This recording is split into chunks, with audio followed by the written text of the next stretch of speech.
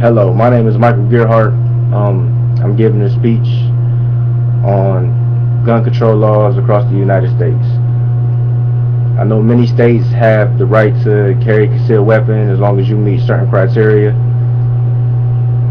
I live in the state of Ohio, which I know you are allowed to carry a concealed weapon as long as you have license to and the gun is registered.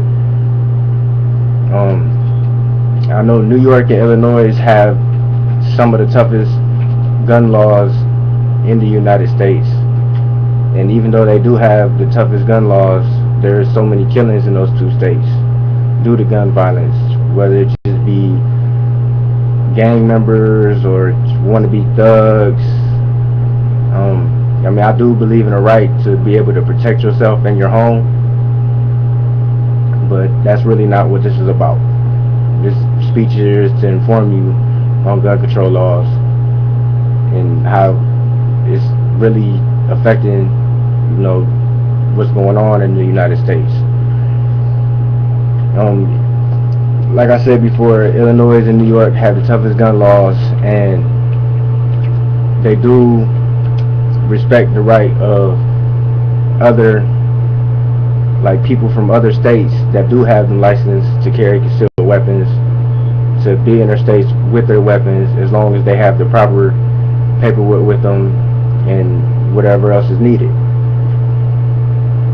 I know federal law, if you get caught with a weapon that's not registered to you or anything like that, you could be sentenced a minimum of 5 years in federal prison, especially if you are a felon in possession of a firearm. One of the federal laws that I know of is the Brady Act, and the Brady Act basically it's a gun law basically that was signed into law November 30th, 1993 by President Bill Clinton and took effect February 28th, 1994. And basically this law, it requires that background checks be conducted on individuals before a firearm may be purchased from a federally licensed arms dealer, manufacturer, or importer.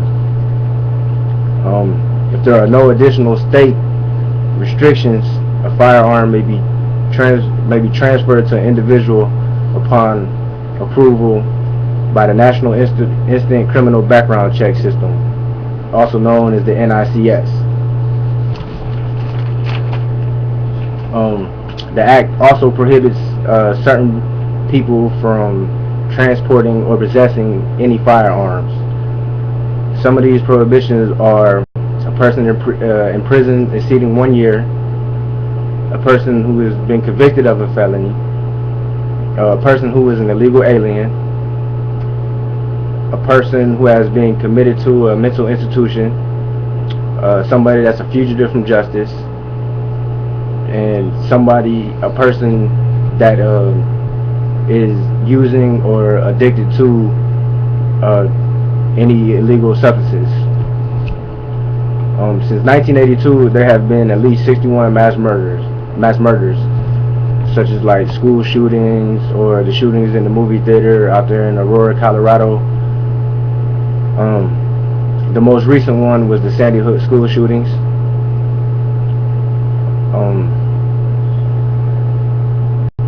Some restrictions in states ban assault weapons, tells you that you have to have trigger locks on guns, or safe storage requirements, which means you have to keep your firearm inside of a safe. But that hasn't stopped violence due to gun violence in the United States.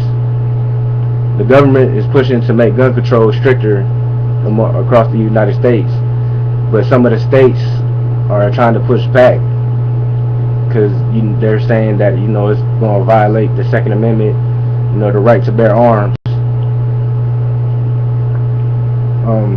This is probably one of the touchiest subjects in politics.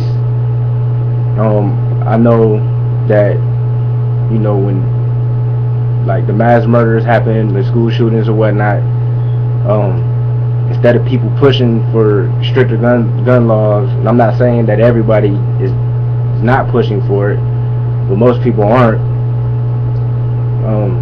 You know, they just more or less want to mourn the people that was killed in them in the killings.